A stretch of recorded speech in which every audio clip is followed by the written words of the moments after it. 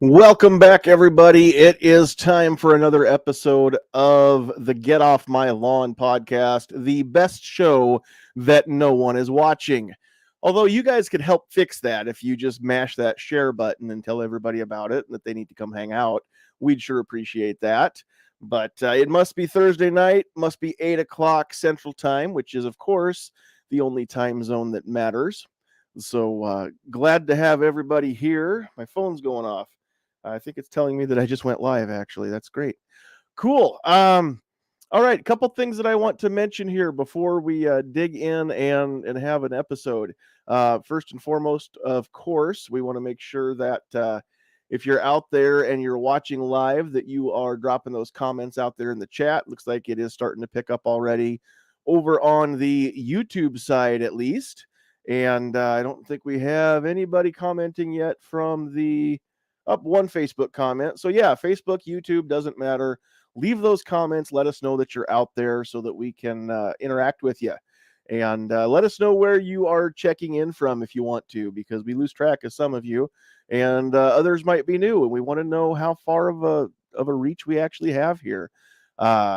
So see if you. We're not going to get into constitutional carry stuff too much tonight here on this, but we do have some news. Here's the thing. I've got some inside track info that I cannot divulge right now, being part of NFOA. And maybe this might not be the best way to do this. We are going to have a live town hall meeting on the NFOA page Wednesday night, this next week, Wednesday the 9th, 7:30 Central Time. So if you haven't subscribed to the Nebraska Firearms Owners Association YouTube channel, then go do that and like us on Facebook, because those are the two places that's going to go live, and we're going to give out all the info then, because it'll all be public knowledge by Wednesday night for sure. However, if you are near Norfolk, Nebraska this weekend, go out to Divots Conference, or excuse me, now it's back to the Devent Center out at Divots. The Norfolk Gun Show happening all weekend, tomorrow night, 5 to 8. Saturday 9 to 5, Sunday 9 to 4, I believe. And I will be out there at the NFOA table all weekend long. And those of you that come up and ask me about spoilers, I will give you the info. I will tell you what's up. Even if I can't give all of it, I will at least let you know what's happening. So I'm not going to do it, broadcast it out tonight, but those of you that come up and ask me about it at the Norfolk Gun Show, I will give you some of the lowdown of what's going on, and then you can tune in Wednesday night to get the rest of it. So you heard it here first, even though I told you nothing. One other thing I want to get to before we go crazy here out there in the chat, Gunpowder Beauty is over on the YouTube side, and I just wanted to say congratulations to you and Tardot. They have a brand new tiny human who was introduced to the world today. So I saw a little bit of a video of a very freshly hatched tiny human just screaming his lungs out that Tardot posted earlier today on Facebook. So congratulations, Mom and Dad. Glad that everybody is doing well, and that your little man looks like he is just healthy as a horse. That's the way to be. So congratulations, Tardot and Gunpowder Beauty. All right, we're going to bring everybody in and just say hello tonight. So first and foremost, sharing the screen with me, we have our fully semi-official co-host. Defense Dad is in the house. What's up, sir? Not much. Just got off work a little bit ago and hurried home for the show. You got home in time to eat something, though, right? Yeah, filet of fish from McDonald's. Nice. Very cool. It wasn't like leftover from last night, was it? Did they make up extras on Ash Wednesday and then just have like a 2-for-1 or something on Thursday? Nope, it just sounded good, and it's 4 blocks from my house. Perfect. That works. Convenience. All right. Location. The 3 most important things in business. There you go. All right. We're going to bring in some panelists here, a couple familiar faces and one new face. So let's bring that new fella in, coming to us from Fairfax, Virginia area. We have got Edward Salas with us tonight. How are we, sir? Very good. Good evening, everybody. My name's Edward Salas. I own a company called Paragon Firearms Training, and I'm looking forward to having some good discussion tonight on the knowns and unknowns when Heck you yeah. start concealed carrying. Heck yeah. I think it's going to be a good one tonight. All right. Coming into us from the East Coast area over in that New Jersey territory. What is it? New Jersey Stan? I don't know what the exact name is, but I know it's behind the Iron Curtain. We've got the largest pound for pound gun bunny in America. Tony Simon is in the house. It's been too long, man. I'm glad you're back. Yeah, no, man, it's been a long time. I was like, hey, you forget about me? Is there no love anymore? If you ever feel like I've slighted you, if you ever for a second wonder if I don't love you anymore, you just like slap me upside the head with a text or something. No problem, man. Glad to be here. And hopefully I can give out a lot of misinformation. Yeah. I actually had that happen at Tuesday night's diversity shoot. Guy was giving out information. I waited for him to speak. I let him talk to the lady, and then I was like, after he leaves, I need to talk to you. Nice. Was that one of the official instructors or just somebody that meant well? He was a guy that dropped by to help us with the event, and it was just the old gun store snub nose revolver thing. Now I know who was at that event. I know who stopped by to see you. It was Charlie, wasn't it? It was Charlie. Of course, yeah, it was Charlie Cook. It's all right. It's all right. We know he's giving all that Massachusetts logic out to the New Jersey people, and we can't have it. I know it wasn't Charlie. I know better. It was just hilarious. No, I've done 2 in 2 weeks. So this was the second one. And the guy was really earnestly trying to help. But you don't want to kill that spirit, right? I mean, you want to make sure that people are encouraged to be helpful. It's just. And the lady he was talking to had proven that she could handle everything in a room. We'd shot many different firearms. And when we went back to it, after he left, I was like, well, no, but how did you feel shooting these? And I'm talking about she was shooting PDPs, the Walther PDP, shooting just anything and everything we had. And I'm like, yeah, no, you don't have to. Oh, and he had a 686 plus. So it was a 7-shot 357 Magnum with 38s in it. And she tried to shoot a double action, and she said it was really difficult to pull the trigger and keep, sights on target, double action trigger. And that's when he suggested she buy a lightweight 38 revolver because of her small hands. I mean, the frame size I could see maybe, but lightweight, I get it. I'm with you.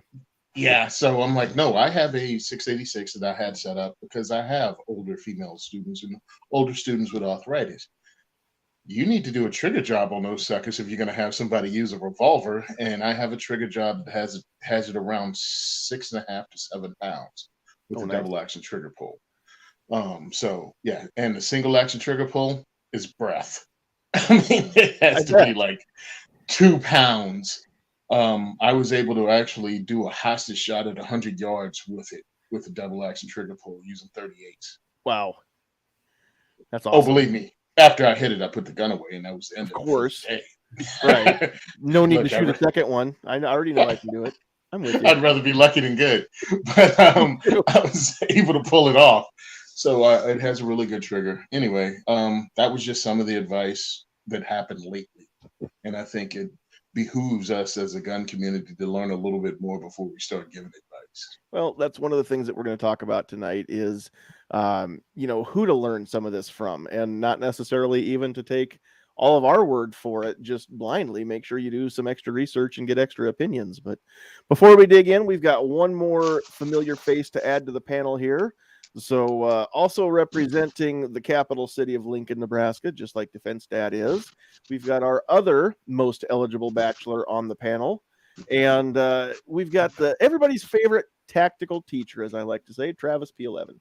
Thanks, man. I appreciate it. I'm a new gun owner, and I've come here tonight for advice. So I'm hoping you guys can help me out. So yes, well, you Don't came buy to the a right Sky.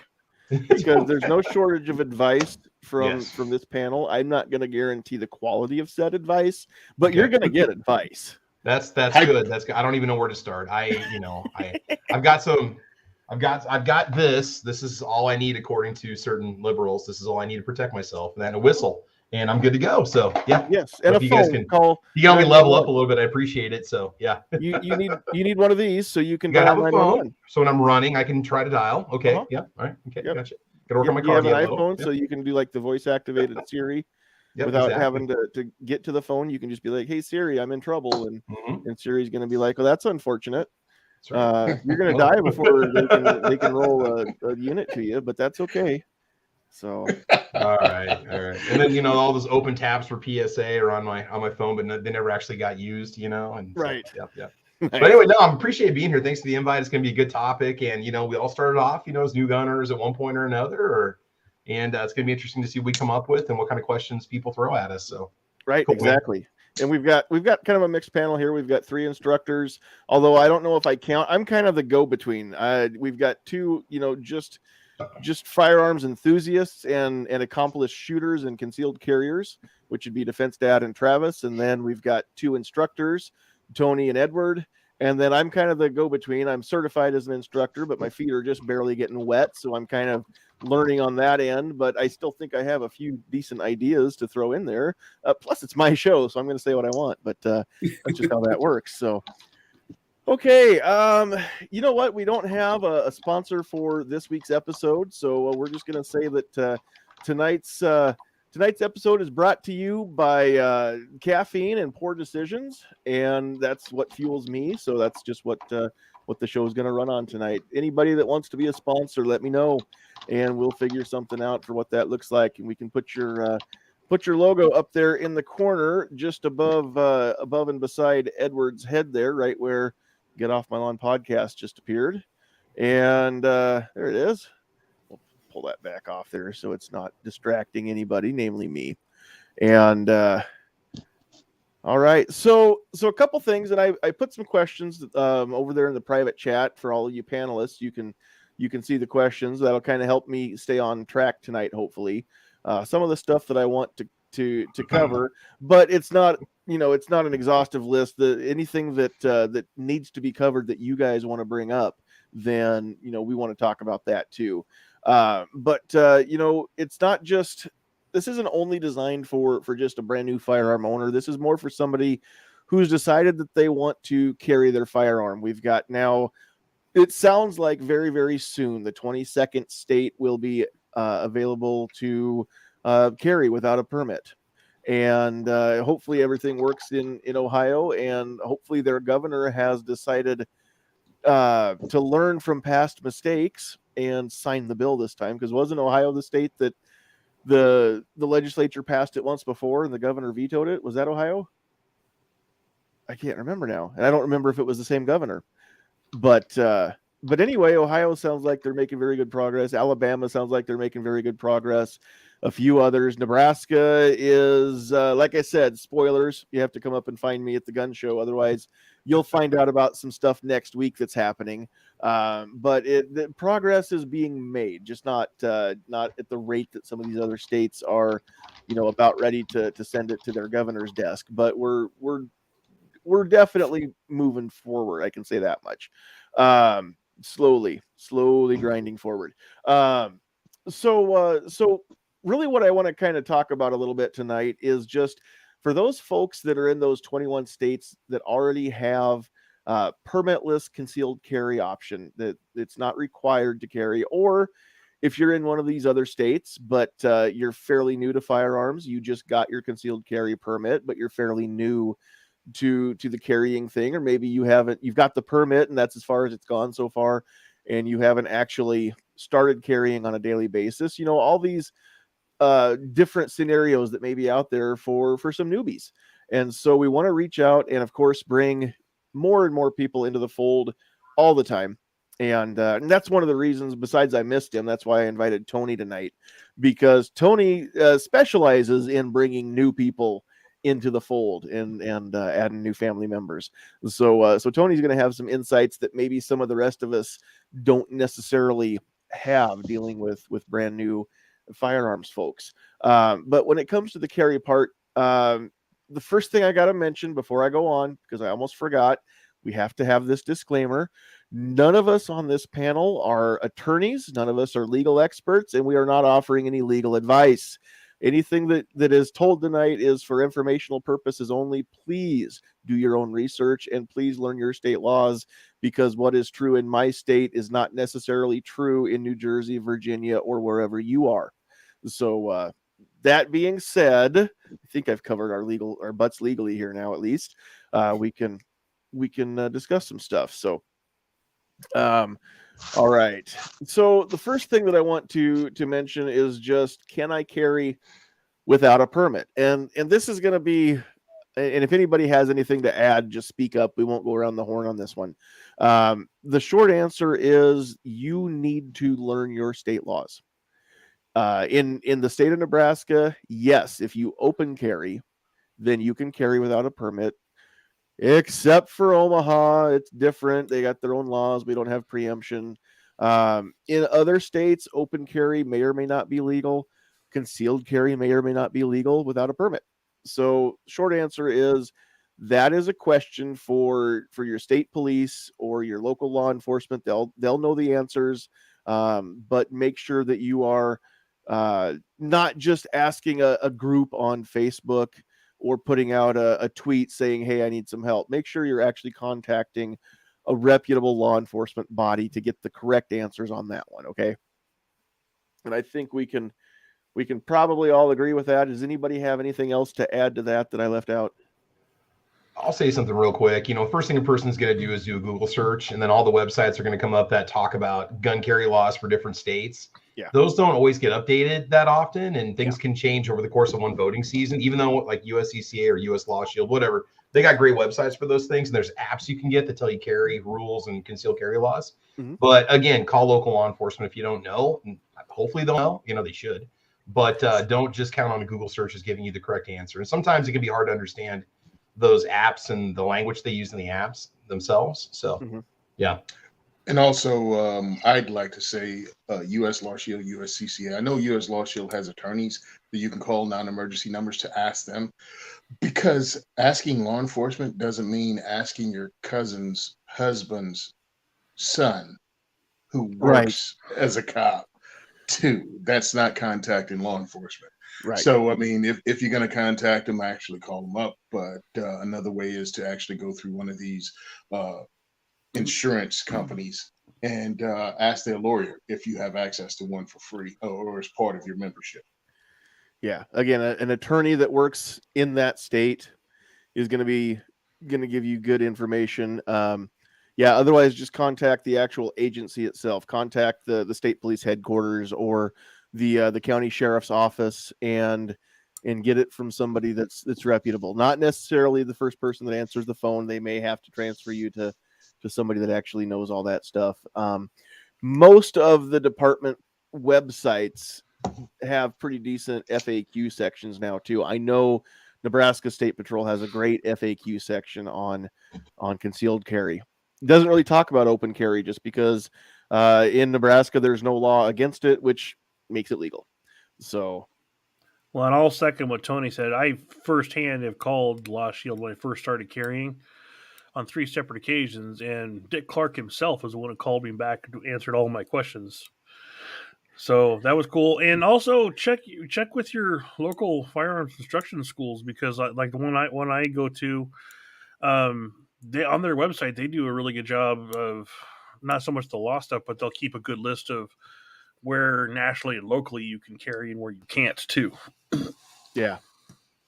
Yeah, and that's also nice to know, especially if you live in a state where having a sign posted on the door carries the weight of law. Some states you can ignore it and be okay. Other states you cannot. This is a state you cannot.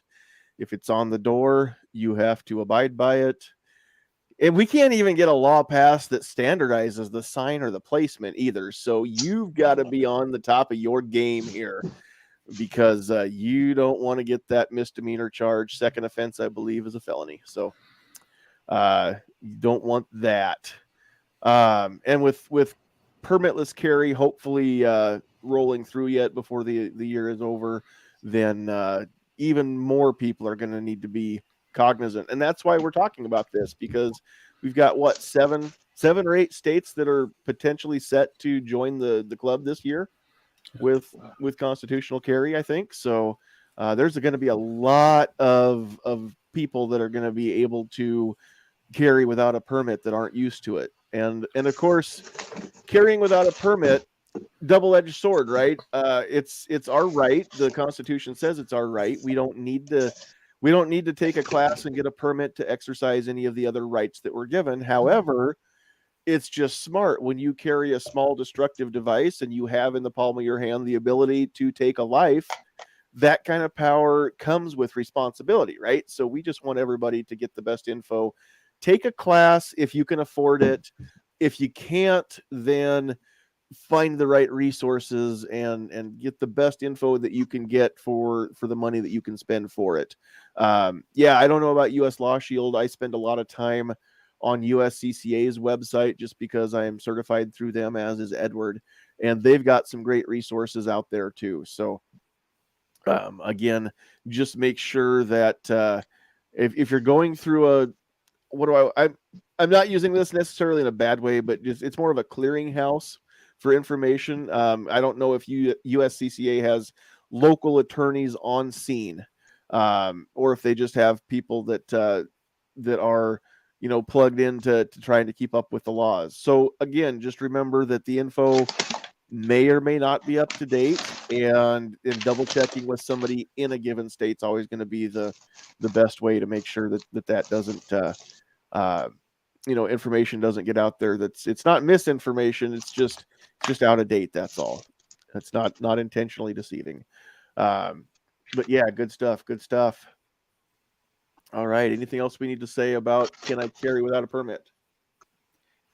Just in Virginia last year, and hopefully it'll get reversed, but last year and as of now, localities can make their own decisions on what they want to make enforceable,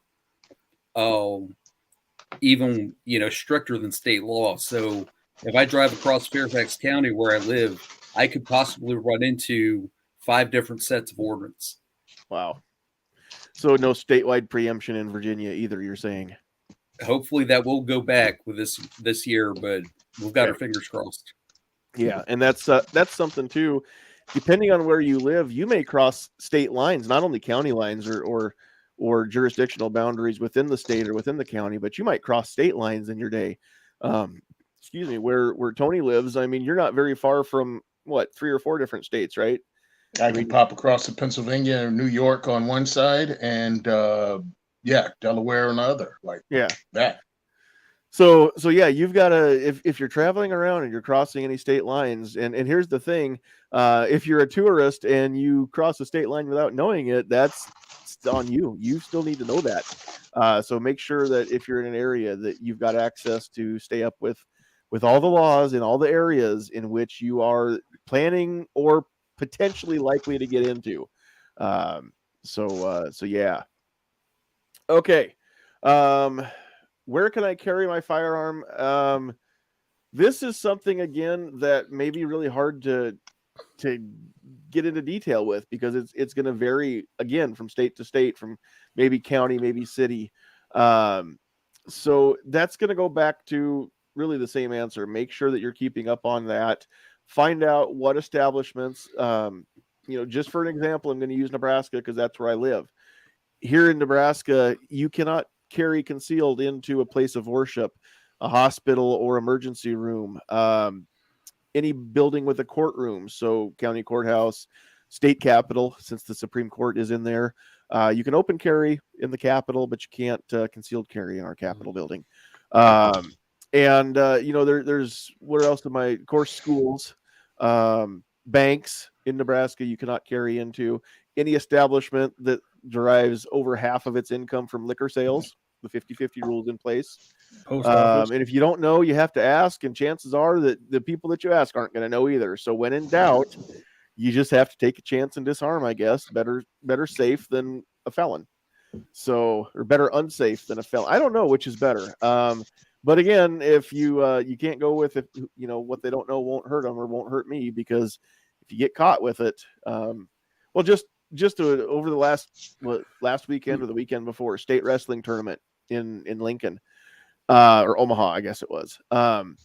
There's a picture of a guy, a dad, I'm guessing, on the sidelines cheering, both hands up in the air, his shirt rolled up. He's appendix carrying a pistol inside the school gym. The picture that I saw was, help us track this guy down because a warrant's been issued for his arrest. So face is just plain as day. I mean, he's busted. So if you're gonna break the law, don't be stupid about it, but don't break the law. But again, I mean, disarm. You're going into a school. That's everybody knows. There's no excuse. You can't say you didn't know. Wherever you live, I guarantee you can't say you didn't know and get off that way. There's no defense. Ignorance is never a defense. Ignorance of the law. So just, if I can stress only one thing tonight, make sure that you are checking all of your laws, because they can be a mess.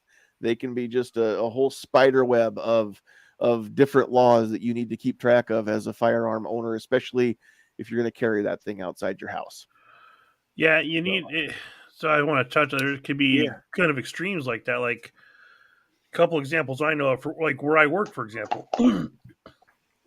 One entrance to the parking lot where I work is on the link of the school grounds, the office building, and one entrance isn't, which is fine. However, if I'm pulling into work, first off, I can't carry at work, so I have to disarm when I get there anyway. If I were to say get pulled over for speeding and had to pull up on that entrance there that's on the school grounds, that could be a bad thing. So there's kind of city ordinance there.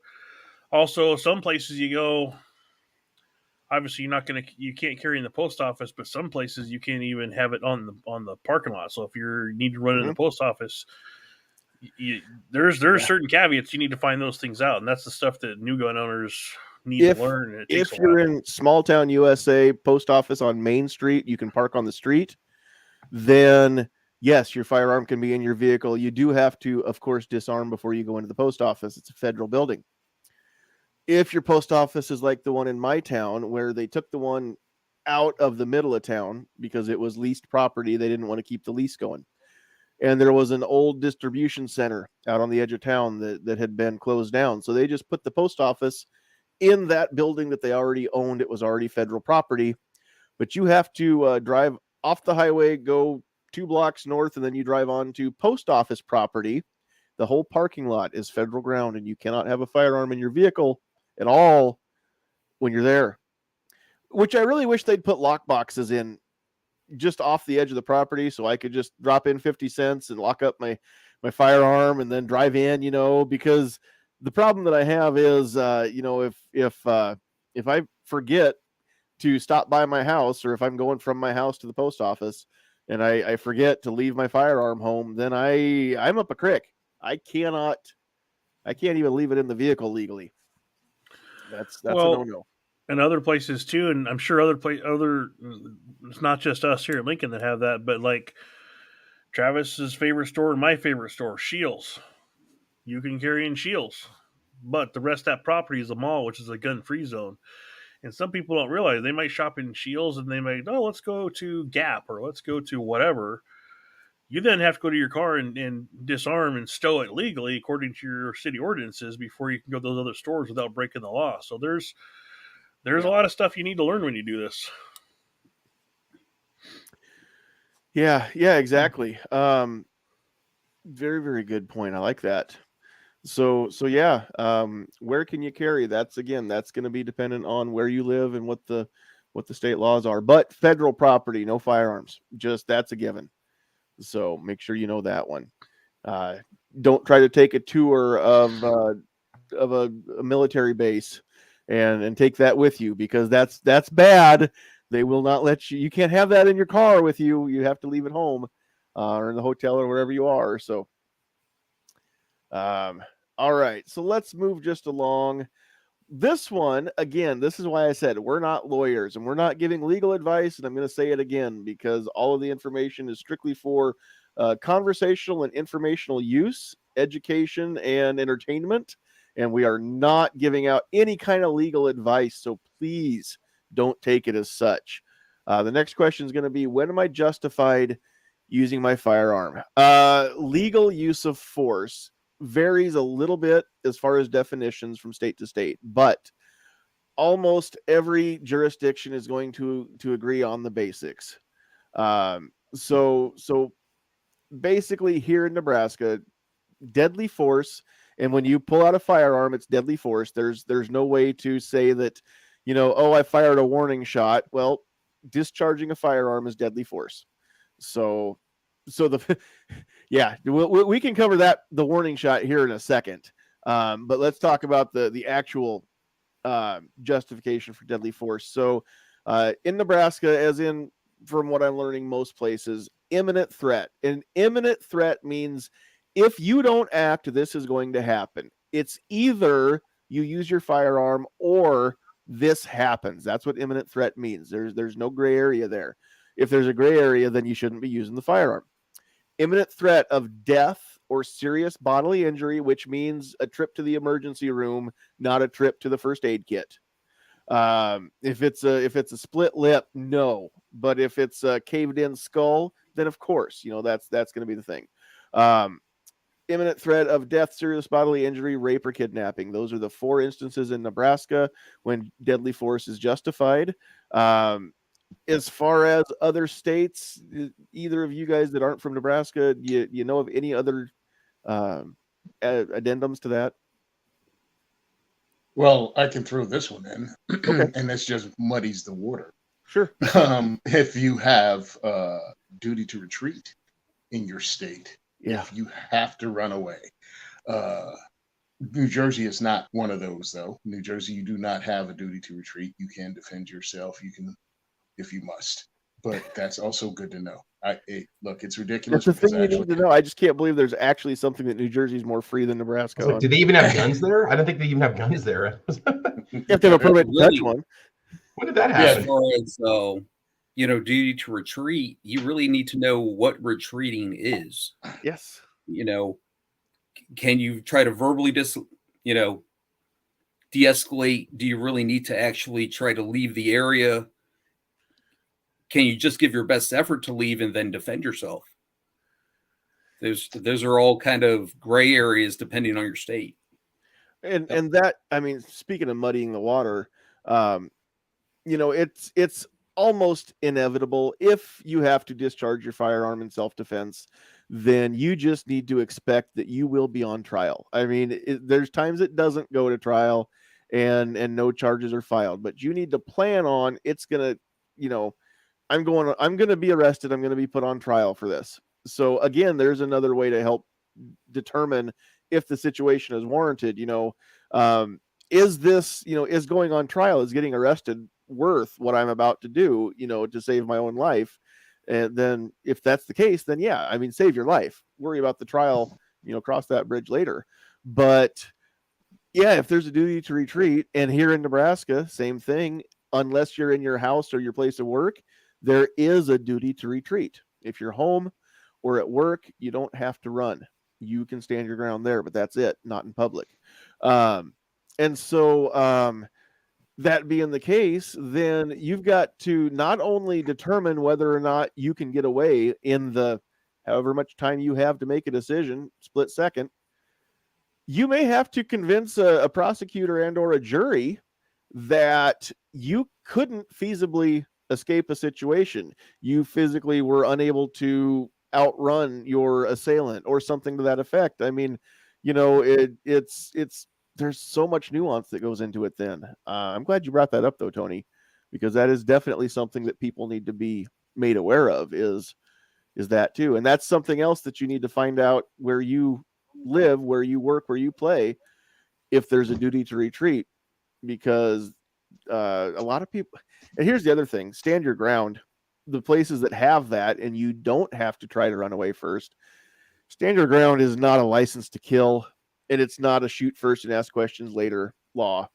So don't let anybody try to be disingenuous and tell you otherwise.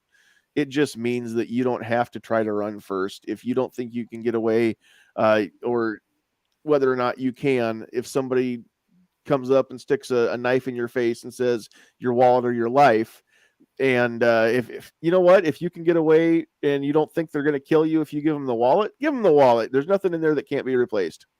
If you think that give them the wallet and they're still going to try and cut you, then sure, you're going to have to defend yourself, right? You've got to be able to make that decision and make that determination.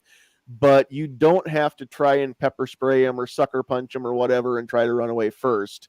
And you don't have to prove to a jury later on that you couldn't get away. And that's where I have such an issue with duty to retreat, because the burden of proof falls on the defendant to prove that they couldn't get away.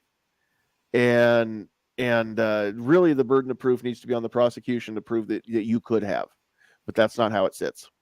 And it's not the way that due process was designed to be. But going back to, justifications of deadly force. I mean, anybody have anything that you want to add to maybe say it a little more plainly than what I did or something like that? Well, I'll just say a lot of people don't realize that they can't, like defending your home, like your property, isn't justified. It has to be, and I was surprised to find out it doesn't have to be new gun owners that don't know that. My own stepfather, we were having a conversation. I was back home for, I don't remember, it was Christmas or Thanksgiving a couple years ago, and I was explaining it to him, and he is a army, or he's a veteran.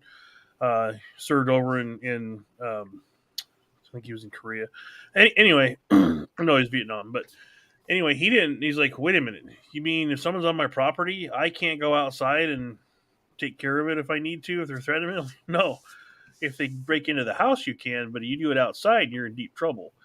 So it doesn't have to be new gun owners that don't know this stuff. It's people who think they know what's going on, and they've been doing it for years, and what they think they know would get them in a lot of trouble.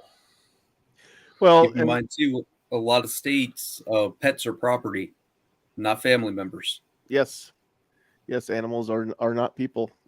That's true. And another thing that happens too is let's go back here just to have a click backwards and differentiate between using force and using deadly force. Using your firearm is deadly force because the potential is there that person's going to die, right? We don't as trainers, we don't teach people to kill. We teach people to stop the threat. You shoot until the threat is over. If the person is alive, then render first aid if you want to, or call an ambulance to do it if you don't know how. But, if they're incapacitated, you don't walk up and finish them. It's not Mortal Kombat here. That's murder then. And there's a very good chance that in stopping that threat, the person's life ends. I mean, that happens. That happens a lot in self-defense cases. That's deadly force. Force can be justifiable in almost every jurisdiction to defend property, not deadly force. So I'm talking about going out and accosting someone and saying, hey, get off my lawn. And if they come at you and you take, you go into fisticuffs, that's force. That's not deadly force, but most jurisdictions, you can use force to throw somebody off your property or whatever is the case, get them out of there. But again, if it's going to turn into a case of deadly force, you've got to make sure that you're not the instigator, that if you had a chance to de-escalate, you took that chance versus escalating things. I mean, there's a lot of stuff that goes into that too, but there's a difference between force and deadly force. So if somebody's got your stuff and you tackle them to get your stuff back, that is, as far as I know, there's not a jurisdiction where that's not acceptable, especially if you're still on your property. But if somebody's got your stuff and they're running out, both hands full of television, 65-inch TV, it's going to take two hands to carry. They cannot threaten your life with both hands wrapped up around a television. So you cannot shoot them in the back running out the door with your television and say that you were justified using deadly force because your life wasn't in danger then. And so again, that's Defense Dad, you're right on. It's not just new gun owners. If I hear, probably the thing that I hear the most out of all firearm owners that I have conversations with is, hey, if somebody comes through my door, I'm going to open fire. Yeah, okay. I mean, I hope your family can visit you through glass for the next 5 to 20 years or whatever it's going to be, because you may find yourself locked up. And will you? I don't know. But the chance is there, especially if people just come in the door and you start blasting. Again, depending on the state, depending on the jurisdiction, that may not warrant that.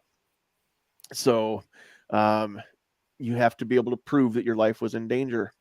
So keep that in mind, everybody, especially those of you that have been firearm owners for a long time and have a home defense gun set up. Make sure that you know when you can and when you cannot use that, because that is, it's not just about saving your life at the moment. It's about saving your life down the road and your way of living. So if you've got a spouse or a significant other, you've got dependents that are counting on you to not only come home tonight, but to be there every night moving forward. If you get locked up for manslaughter charges and you're spending 15 years behind bars, then how are you being there for your family? That's still not good, right? Plus lawyer bills and everything else that it's going to cost you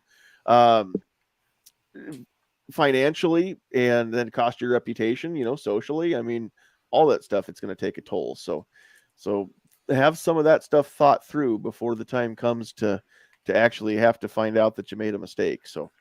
Yeah, and when you're trying to figure out if it's time to pull a firearm or not, like especially what if you think you're going to defend someone else.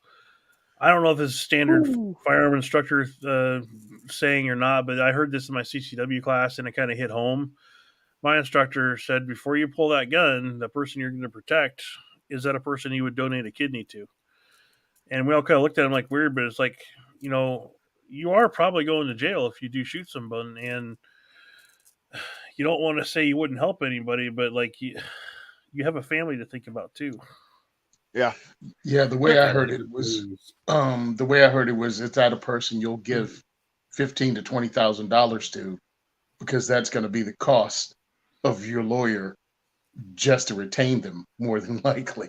Yeah. So I mean, it's really important that you do think it through. What would it take for you to pull a firearm? You have to go there with your mind first. So Yes. You're not sitting there playing, what would I do when you see the guy at the convenience store getting robbed, or the lady who you've bought coffee from getting robbed at the store? It's like, well, do I pull my firearm, or do I just let this thing go by and try to be a good witness? There's a really good class that I took from Masad Ayub, Armed Citizen Engagement. It's a 20-hour class over 2 days, and he goes into a collegiate level of when you can actually apply force and how much force you can apply. They're long days. You'll take at least 36 pages of notes if you're a bad note taker like me, but it's worth its weight in gold as far as really understanding what you can do and when. That's awesome. Yeah, you go to Masad's class, you might start thinking that dude's trying to talk you out of owning a gun. Totally.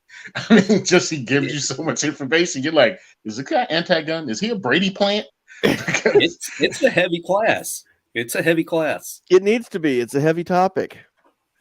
Do you ever wonder if someone thinking about getting a gun learned all the stuff we're talking about ahead of time that we're talking about tonight, and they really would stop and think about if they really want to go through it or not?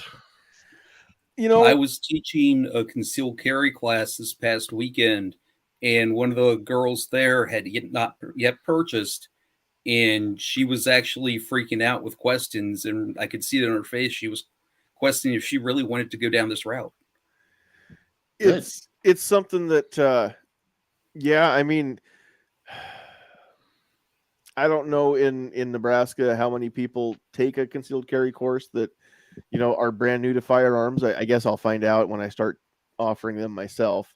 But as far as that part goes, here, this isn't to answer your question, Defense Dad, but the more I think about what you just said, if there are people who, upon learning how much responsibility is tied to that firearm, opt out of it and decide it's not for them, I'd much rather they find that out before they buy the gun than after, because, maybe they if they had already bought that gun and thought they knew what they needed to know and didn't take all the classes that they needed to, which, in Nebraska, I mean, nothing's required unless you want to get a permit for concealed carry. Then there's a class required, but nothing else is required to purchase and possess a firearm.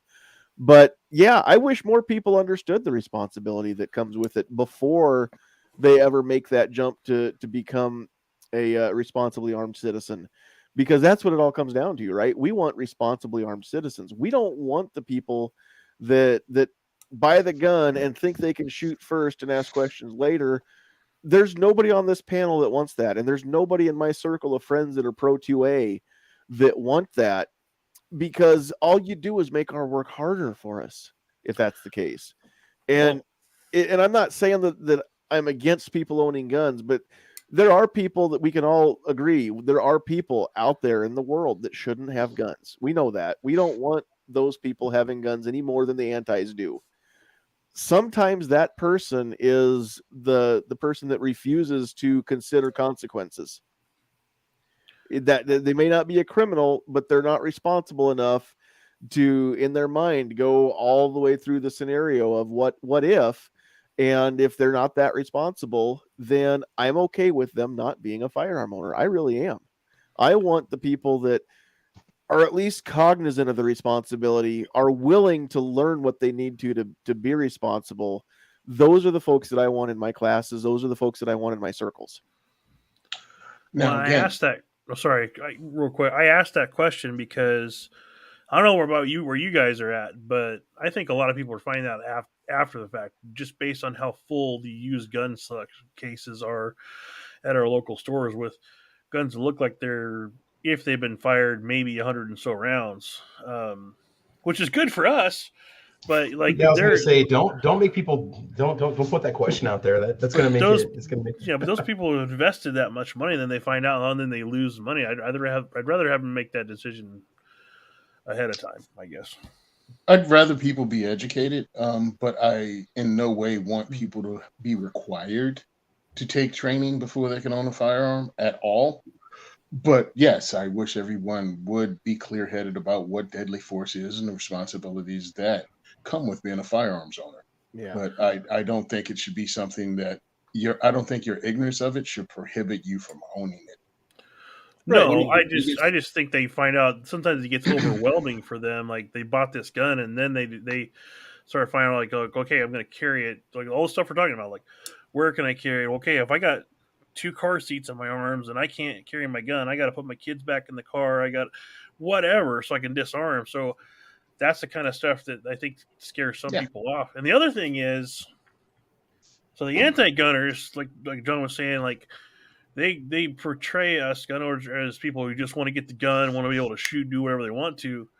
They have no idea how much research we actually do. The overwhelming majority of gun owners that I know, we know all this stuff. We've done the research. We know the responsibility. We know the liability to us.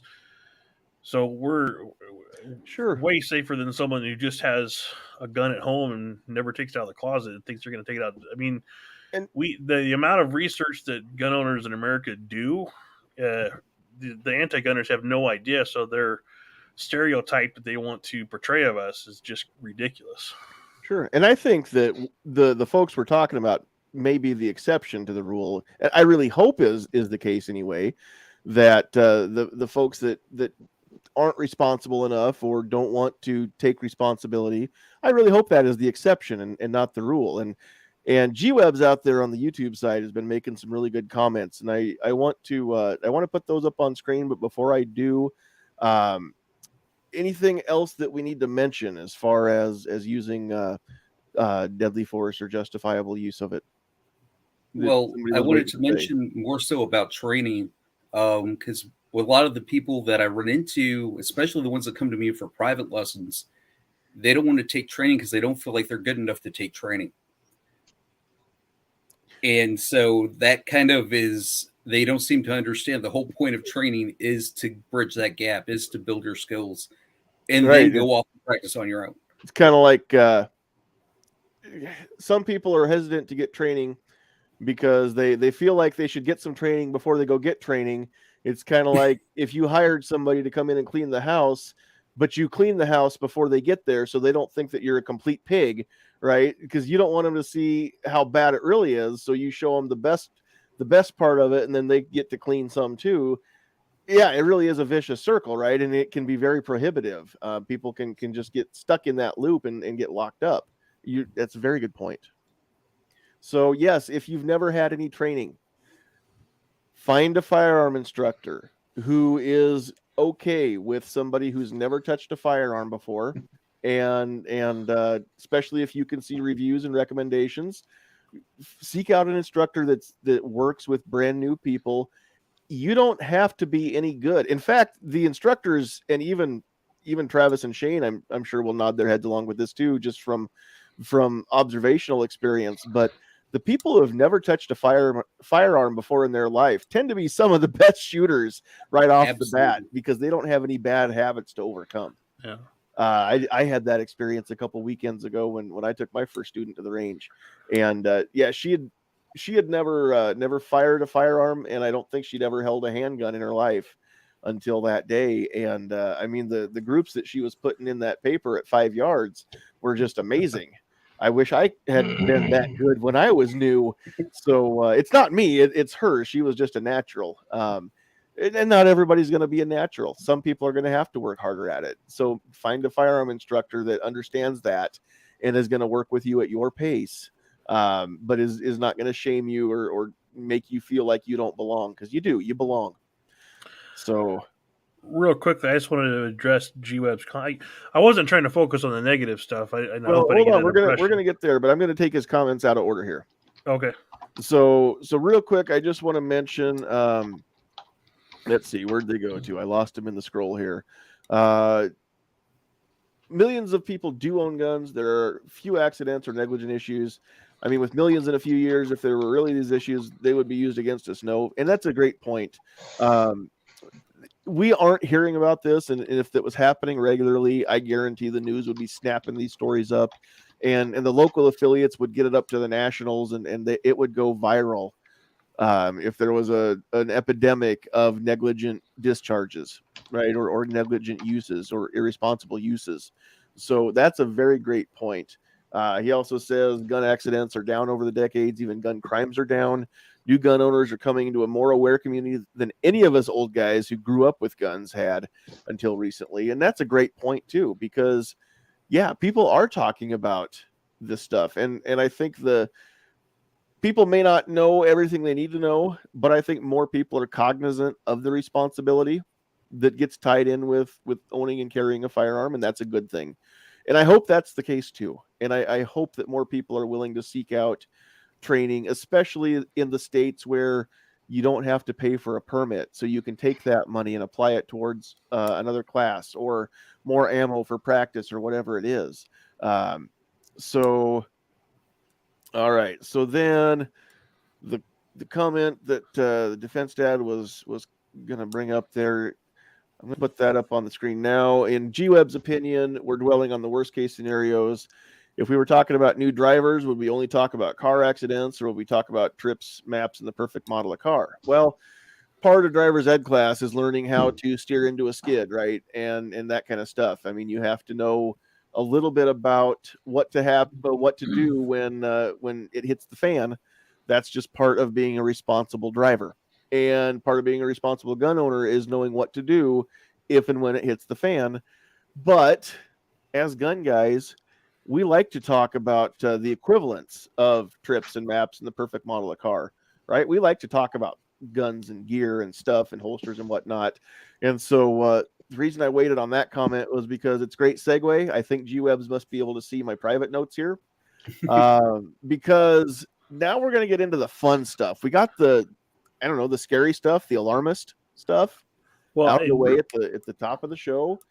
But we're going to talk about not specifically specific models, brands, right? I mean, that's gonna be again a very private journey. So we're going to talk about some gear, some holsters, and things like that. But we're gonna be more general as far as what we're going to recommend. Doesn't have to be this brand or this model, because what fits you in your lifestyle may not fit me in my lifestyle. It's the same with shoes. It's the same with jeans. And what have I always heard, ladies? when it comes to picking out a gun, if you wouldn't trust a man to pick you out a purse, you shouldn't trust him to pick you out a gun. You need to do that with somebody that you can trust on both of those things. Because a dude's not going to know the right fit for a purse for you 9 times out of 10. Hey, John. And 9 times out of 10, that same dude or the dude in your life is probably not going to be the one to talk to about picking out the right gun either. And if you have that person in your life that actually knows how to help somebody pick out their gun, then yeah, use that asset. But a lot of people don't have that person, and a lot of people think they're that person, and they're not, as Tony was alluding to earlier tonight, talking about the person, the heart was in the right place. The advice wasn't necessarily bad advice. It just didn't really fit the person it was given to at the time. And that's where you've got to find somebody to help you that knows how to help fit the advice to the person, to the specific situation, and then knows how to help you pick out your own thing, and what's going to fit you best. So we're going to talk about some holsters, some what goes along with carrying a firearm. You need not only a quality holster, you need a quality belt. And I'm going to throw that out there because not enough people talk about belts. We all want to talk about holsters because we all have at least a drawer or box or what have you full of them, right? If you've been carrying for more than 2 years, you're going to have a good half dozen holsters or more. Just because, and some people have a whole box of stuff that they don't use, that's boxed up in bad decisions, right? A box of bad decisions, or maybe not bad decisions, just, well, I thought I wanted this one and then I got it home and it wasn't what I wanted and didn't have a return policy or what have you. So, excuse me, when it comes to carrying a firearm, quality belt, number one, because if your gun is heavy enough that it's pulling your pants down, all you're going to do all day long is adjust that thing. And if you're concealed carrying, the whole goal is that nobody knows it's there. So if you're calling attention to it, then, and having to constantly readjust it, pull up your pants, that kind of stuff, then you're defeating your own purpose. If it's open carry, still you don't want to have to do that. If it's a weak belt or no belt at all, but that's one of the worst mistakes I think people could make is no belt at all. But even if it's a weak belt, you're going to have to really cinch that booger down to hold that holster in place. And I know from my own past experience as a new concealed carrier that I didn't buy a quality belt nearly early enough in my journey. And I depended on having to cinch that sucker down, which is fine unless you actually want to breathe or bend or something like that. Then it's not the most comfortable. If you've got a very, very rigid belt, something that's either, multiple layers, it's been stiffened, or mine's a steel core running between 2 layers of leather. So something like that is designed to carry a firearm without sagging, it does so much more than just hold your belt and your pants up. It does it well. And that's worth a lot. There's a reason why good quality everyday carry belts, you don't find those for $30-$40. You can find belts for $10 all day long, but that doesn't mean they're going to be good. So anything else that we need to talk about with belts? And yes, there are lots of ways that people without belts can still carry, but we're not going to get into the specifics. We're just going to say that most people are going to have it either in their waistband or outside their waistband.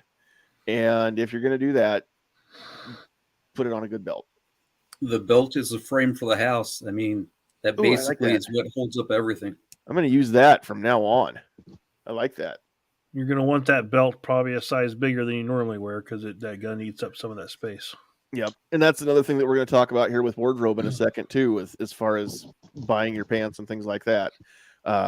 But yes, that's a great point. It depends on what company you buy it from, because the belt I have is for concealment, but they just want your waist size. They want to know your waist size, and they figure out and do the math from there. So it just depends on who you buy it from. Sure. Well, I got a question for Tony, and because you're a big guy as am I. You're getting there. So I personally like a leather belt without a steel cord because I got Dunlop's disease. My belly Dunlop's over my belt, and those really rigid belts, while I have one, they're not comfortable for all day. I use that for when I go to classes and range use. But it's a gun belt, but it's a leather one because it does allow it to contour to how big guys' waists kind of flow a little bit. Mine looks like a leather belt, and it is stiff. And but it still works, and it was a little uncomfortable when I got it, but I'm years into it, and it still maintains its shape. A little of it was me getting used to it, though. I mean, really, that stiffness is going to be there. I used to carry a 1911 on the web belt. That's a whole lot of bad decisions. Well, and I know we'll get into this, but a lot of guys, listening to a device that looks like from someone who looks like John Lowell or something like that in really good shape and everything, what's comfortable for them ain't going to be comfortable for me. So you got to learn what works for you. You got to work around it. I'm not taking advice from anybody that can keep their pants up without a belt because they're not shaped like me. Spencer Keepers is a good resource. If you can appendix carry, don't talk to me. Right, exactly. Yeah, there you go. Exactly. Over there, go eat something. Go eat, and then we'll talk. I actually appendix carry. Oh, so don't talk to Travis, is what he's saying. Oh man, I actually appendix carry. And I tried. Over on the Facebook side, Richard Powell wants to know, would you recommend a leather belt or tactical belt? So by tactical belt, I don't know if that means like a rigger's belt or an actual like a war belt type of a setup. I'm not sure exactly what you mean, Richard. If you would drop another comment and just kind of clarify that. But ultimately, if it's not leather, then make sure that it's still rigid enough. Like I said, I like steel core. The brand that I buy from is Bigfoot. I'm not here to plug Bigfoot, and there's great belts from a lot of makers. But I use them because I found that they work. They work for me. The one I'm wearing right now is nylon. It's got a cobra buckle, and all but that far on either side of the buckle has a steel core still sewn into it. And so, it's adjustable. I can let it out or cinch it down or whatever a little bit with that D-ring buckle, and then it's a cobra buckle for easy on and off. And yeah, it does the job for me too. Same company, just not leather. I'm actually on my second leather belt, and that's not because the first one wore out. It's because I ran out of holes when I lost weight, and I had to buy a smaller one. So that's a good thing.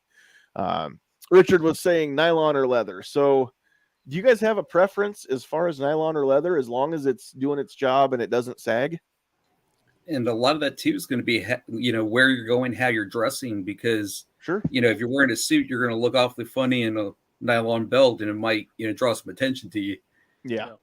So, and a lot of companies make dressed up executive style belts, suit belts that are steel reinforced or, rigid for bearing weight. I've got a bunch of different belts that I bounce between. I think Core Essentials is one of them, and they've got like dress looking belts that are leather with the steel core that'll bear the weight, but they're thin belts and they look very dressy. Mm-hmm. Yeah, you can choose your style of buckle, that you want. So me, I use thick leather belts. They're thick, they're rigid. Or I do have a nylon, but I mean, you don't want to just go get like a Walmart leather belt. You want a gun belt. And my nylon, I do, so not necessarily brands, but I have Next Belt, which is my actual, I guess not the leather ones. It's okay to drop the names of the brands. We're not here to plug them, but if they work, somebody can check them out. Cool. So there's two major brands. There's Next Belt or Core Essentials out there. They're both the nylon, but they have, like, mine's got the polymer reinforced rather than the steel. Mm-hmm. It flexes a little more. For me, it's more comfortable. Mm-hmm. And for those that don't wear belts, don't like wearing belts, or wear like sweats or stuff a lot, there's an Enigma holster that is out that pretty much you can wear in your underwear, because the belt goes around you, not through your clothing. So that's been a game changer, big time. You get the holster for it. You can put it on. You can put your sweats on. You can put stuff on like scrubs, and you can still carry under them. And Sarah and her husband are people I know and friendly with, and I was amazed because I did not know that was their company, but it's really cool that they come up with a way to carry a firearm that doesn't necessarily mean you have to wear a belt with it. That's awesome. Especially, yeah, scrubs or something like that, where people can carry and they're in healthcare or something like that and be a little bit safer. Yep. Not in Nebraska, obviously, but in some parts where, I suppose in Nebraska, if you're not in a hospital, if you're just in a clinic and there's no hospital or ER hooked to the building, then it would be legal in Nebraska. Dentist. I mean, there are lots of people that wear True. scrubs. Vet. What do you call Or it? even just women that vets. like to wear yoga pants and that kind of stuff. Apparently, that holster system works really well for that. Well, I've got a coworker. You mentioned yoga pants. She wears a lot of yoga pants, but she got their tactical yoga pants. They actually have holsters built into them. So there's all sorts. Women have a lot more choices than we do. We say that, but at the same time, every lady that I talk to says, yeah, there's a lot of choices, but there's a lot of choices overall for women, but pick one female's body shape. There's not a lot of choices for that shape. There's a couple choices for this woman. There's a couple choices for that woman. There's a couple choices for another woman. But I think ladies, as far as body shape and fashion, are shaped and they dress so much more diversely than guys do.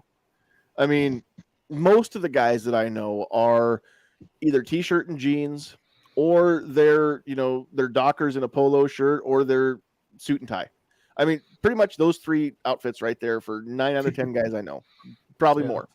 And those are easy to dress around when you're concealed carrying. But ladies with skirts or leggings or yoga pants or jeans or slacks or whatever, pantsuits. I mean, these are all different things. And then you factor in body shape, because most of them aren't going to carry on their waistline like we do. And yeah, I mean, thigh holsters, ankle holsters, belly band holsters, bra holsters, shoulder holsters, purse holsters, on body, off body. There's a ton of different options because there has to be. But for ladies out there, a brand Janae Adams, check those out. It's DENE. It's actually Dean Adams, I think. Or what? Yes, but it's good stuff. And if you are a lady that is looking to get into concealed carry, or you just want some more ideas, reach out to the women's groups that are out there. DC Project is more than just a lobby group that goes to Washington to talk to legislators. It's made up of a whole bunch of ladies who are gun owners, and most of them carry. A lot of them are instructors, and they have things that they can recommend, and they know people that build this stuff. A Girl and a Gun, The Well-Armed Woman. There's just tons of different ladies groups out there right now, and they're gaining ground and gaining traction and growing. So check into some of those and see if there's a local chapter near you that you can reach out to. And if not, then email me. And it's letter E, Nebraska, NE Sandhills media @gmail.com. Email me if you can't find anybody else. Email me. I'll put you in contact with some ladies that can help put you in contact with more people who can put you in contact with more people, and pretty soon you're going to have a whole network. So I'm new in the instructing business, but I've got lots of friends in the 2A circles. Oh, Well-Armed Woman. I forgot about that. Thanks, G-Webs. You changed the name? Armed Women of America is the new name. So yes, I forgot.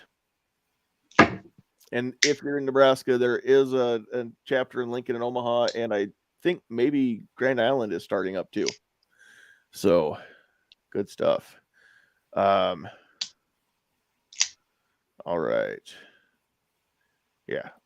Yep. There he had a typo, but now it's Armed Women of America, or A Girl and a Gun Shooting League, or again, DC Project is a place to start. Dean Adams, DENE Adams is a great manufacturer for ladies things. Like I said, there's all kinds of stuff out there, but if you don't know even where to start looking, it can be very overwhelming to even find that starting point. So again, we know people who know people. So reach out to us and we'll hook you up with some people who know things. All And right. from a training perspective, you never can go wrong with a good on waistband holster, because most of your basic classes, that's where they're going to start you out. Yeah. Just, not concealed on the hip, and So, learn some fundamentals that way. instructors, when you're, especially if it's a concealed carry course or any class where you have to draw from concealment, a lot of instructors don't even allow inside the waist. They only allow outside the waist to start with for that class. What you carry with is your decision later. But to take the class, you got to have outside the waistband, strong side, which if you're right-handed means your right side. If you're left-handed, it's on your left side. That's all that means. You're on the same side as that hand. As far as holsters go, now, again, we could get into a month's worth of debates on this as far as what's better, what's worse, whatever. Just general rule of thumb. Number one, high quality. So that $10 Walmart holster that fits every gun, there's a reason why it's $10, and there's a reason why you don't see very many people carrying those out around in public, because they're designed for one thing, to make Walmart $10. And if it's the only thing you can afford, then buy it, because that holster is better than no holster to carry. But if you can afford a higher quality one, then there's higher quality ones. There's better ones out there. Leather versus nylon versus Kydex, which is just a plastic. So for general terms, plastic, leather, or nylon, those are the three main materials. Again, they can all be high quality. They can all be made really, really well. Some people will tell you to stay away from one or the other. And I don't know. I tend to think if there's an instructor that's telling you, or just an influencer telling you to stay away from a whole material, it's because they had a bad experience once with one, and they've decided that they don't want that anymore. Therefore, they're going to dissuade you from that, because you might have the same bad experience. But if you learn about what caused it, and oftentimes it's leather. I think in today's age, more people are saying stay away from leather, go with Kydex, because Kydex doesn't collapse. When you go to reholster, it's not going to cave in and hook the trigger as much. A worn holster, leather holster, can do that when it gets soft. If that's the case, that doesn't mean you need to switch to a whole different style of holster. It means you need a new leather holster. That yours is old, it's worn out, and you need to do something different. But if you like leather, buy another one of what you had. Sometimes people have a combination of the two, right? Shane, you can have Kydex and leather together. I did want to put, this is a bit of a plug, but this is VersaCarry. This is my outside the waistband one. I have the inside the waistband. This, about 3 of my carry guns work with this firearm. It locks in good, but I don't know if you can see it, but this has Kydex sandwiched in between the leather, so it doesn't collapse. So it's got the plastic on the inside, and then the leather wraps around it. Yeah, so if I pull the fire on, practice and dry fire and everything, it doesn't collapse. I can reholster it. Right. For me, leather's more. I like a leather sweat guard much better than the full Kydex. And that's the trade-off, right? If it's plastic, it's not going to have any give. It's going to dig into you if you sit or bend or whatever. The leather ones tend to move with you and flex a little bit better. Yeah, there are the hybrid kind. That's it's a piece of plastic that's been, stapled or bolted or riveted onto a leather back. And so that it's leather up against you, but then there's the hard shape that isn't going to collapse. Yeah, there's lots of stuff out there. But again, make sure you're doing your due diligence. If it's, Joe's fly-by-night holster company that's slinging them out the back of a van in the alley, if you're not sure if it's high quality, then don't buy it. As you start looking into holsters, it won't take you long to learn what's good and what's not. And just because somebody doesn't have a brand name and they're building them for cheap, it doesn't mean it's junk. And it doesn't mean that you shouldn't have it. But just if you're not sure, if you're not experienced enough to know, then stick with the more reputable holster makers, because they're going to give you warranties, they're going to give you money back guarantees, that kind of thing, if it doesn't work for you.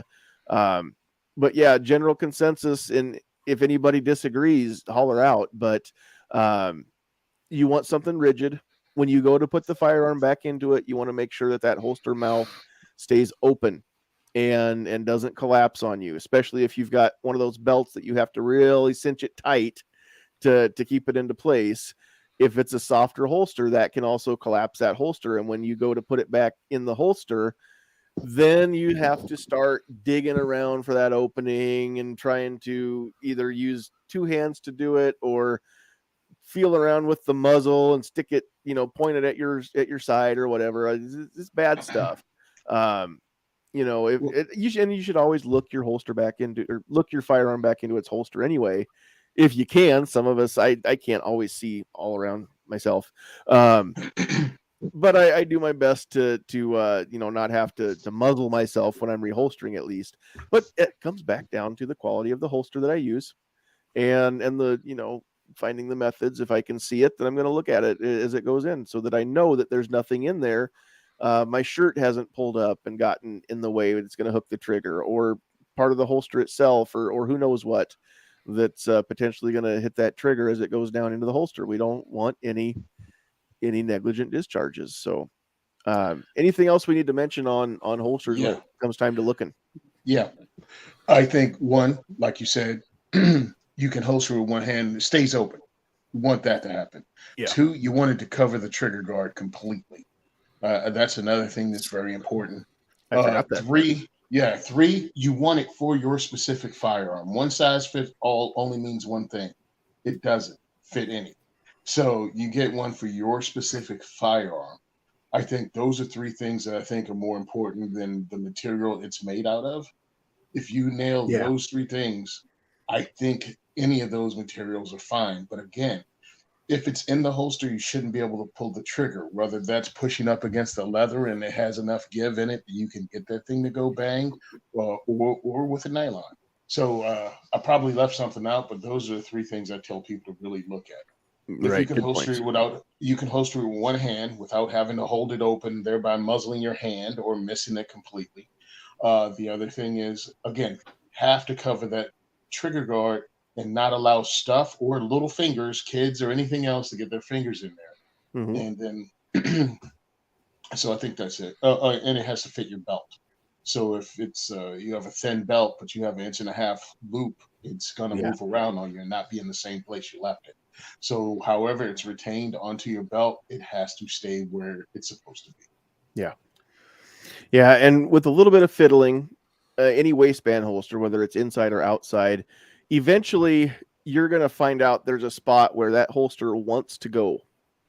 And sometimes that's not where you want it to stay, right? Sometimes that's too far back or too far forward or whatever, but it's going to nestle in and find that sweet spot on your hip. And there will be a holster that its sweet spot on your hip is exactly where you want it to ride. And if that's not what you have right now, then your quest is not over. You need to find that right holster, right? I mean, just because it fits your firearm and it's specifically made for your gun doesn't mean it's specifically going to fit you. Some of them I think are better than others as far as molding themselves to your body specifically. The hybrids with the leather backer are very, very good about that. It takes a few weeks to a few months before they're broken in, and they are shaped toward you, but they will take your shape, and then they'll hold it, and they'll want to sit in that same spot where they fit right and where they conform to you. My alien gear has got not a leather, it's got a synthetic backer, very comfortable. Love that holster. It's got a spot on my hip where it always wants to crawl to, no matter where I put it. It's going to go to that spot. Now, 9 times out of 10, not a big deal. It can, depending on the firearm I'm using, it can print a little bit because it just brings the back of the grip just a little bit too far back. So, it can cause a little printing that way. But again, I don't wear that one unless I know that I'm going to be in a situation where that's not going to be an issue, or I'm not going to care if it prints a little bit. There are other holsters and other firearms that fit better for when I absolutely don't want anybody to ever get an inkling that it's there. But my quest is not over either. And I've got that drawer full of holsters, and I've got a few that I recommend that work well for me. And again, just because they work for me doesn't mean they're going to work for Travis or anybody else that's out there watching or listening. So with holsters, you've got to keep trying. Holsters are like shoes. You might hear, about the shoot. I just lost them. Hey dudes. Everybody's heard of Hey Dudes these days. Hey Dudes are some of the hottest things going. And everybody loves Hey Dudes. My boss pretty much only wears Hey Dudes these days.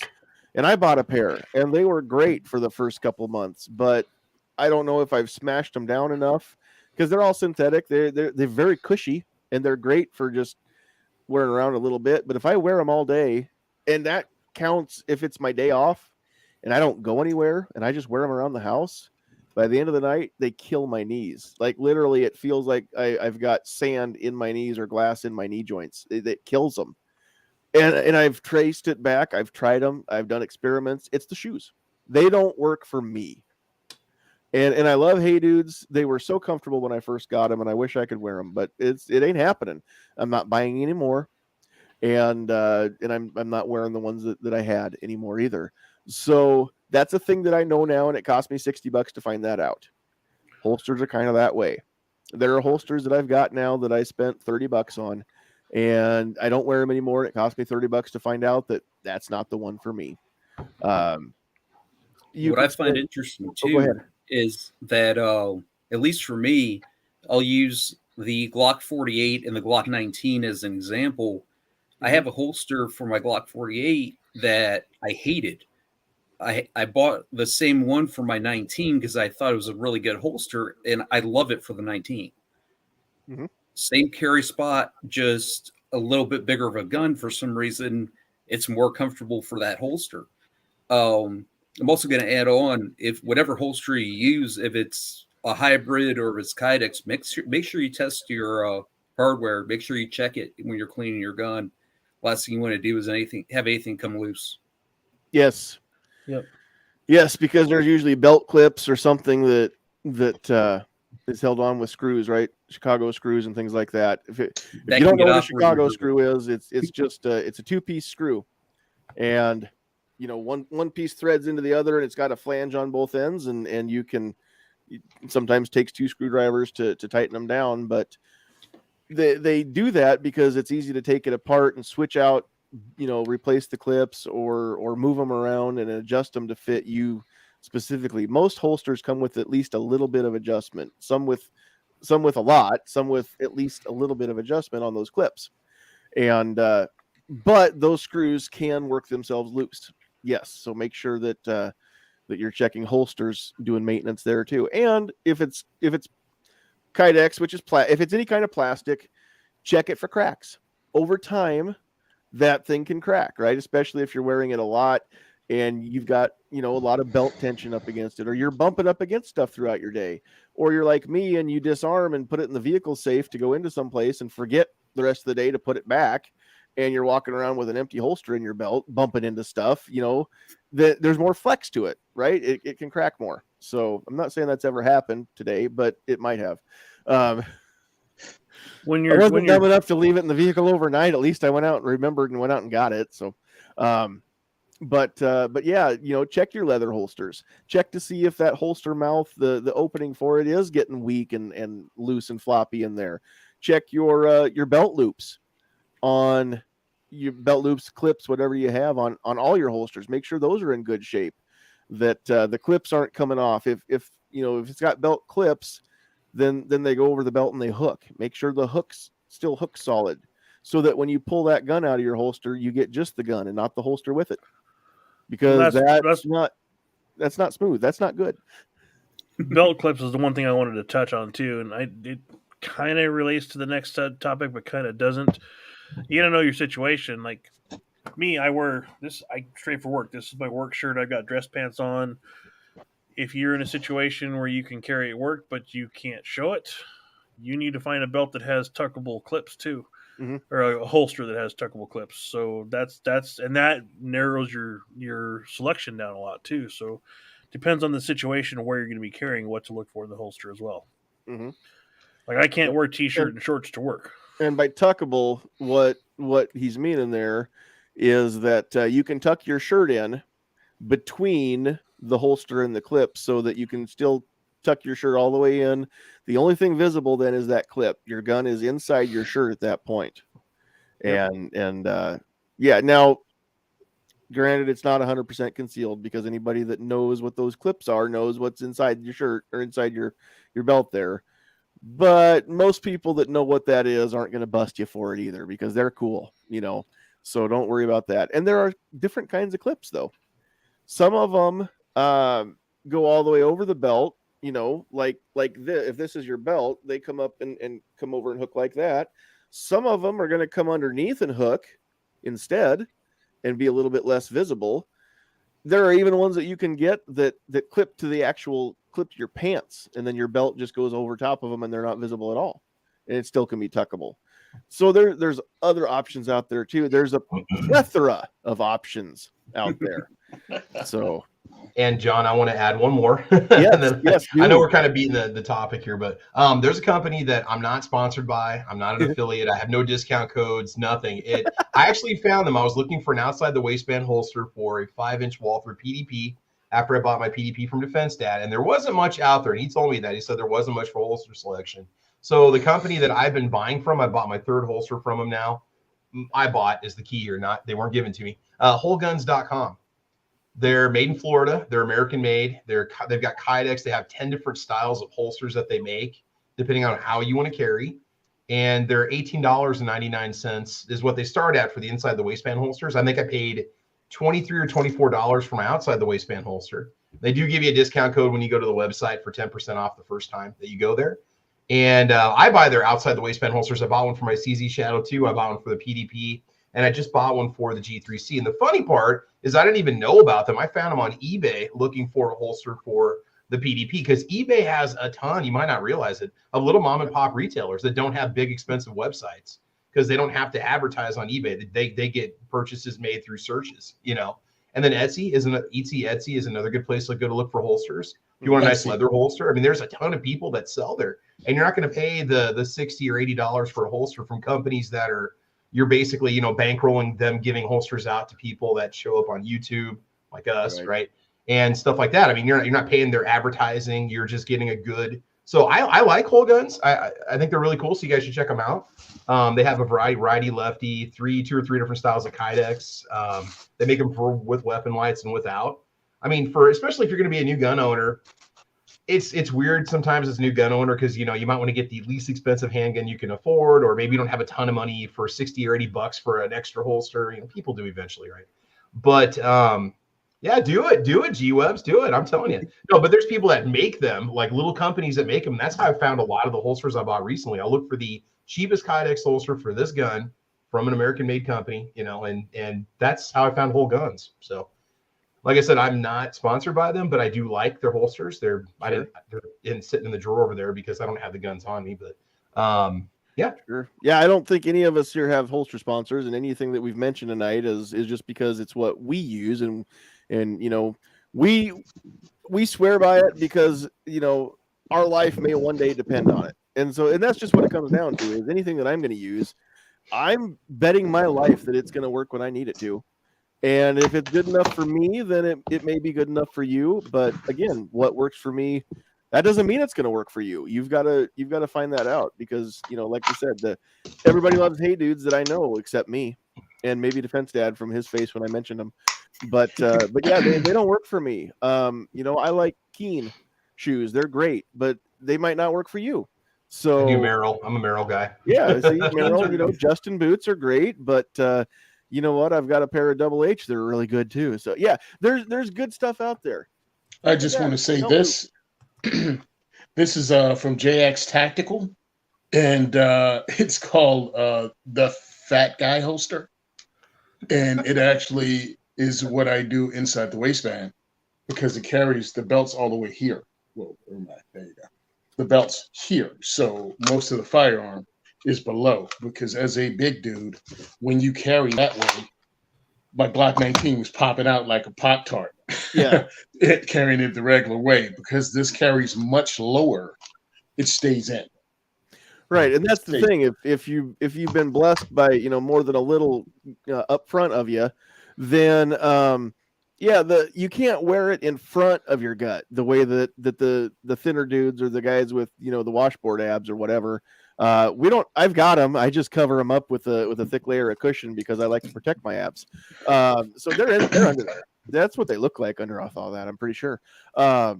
But yeah, I can't wear my gun in front of that because it looks like I've got some sort of weird thing crawling out of my chest that a face hugger planted in me. And that's the problem that I have though. I can't ever get it comfortable underneath either, which if I ever put a holster in the appendix position, which is, not dead center in front of you, just off to the side a little bit, just like your appendix is. That's why it's called that. And so I may be able to get away with it concealed wise if I stay standing up and I don't walk.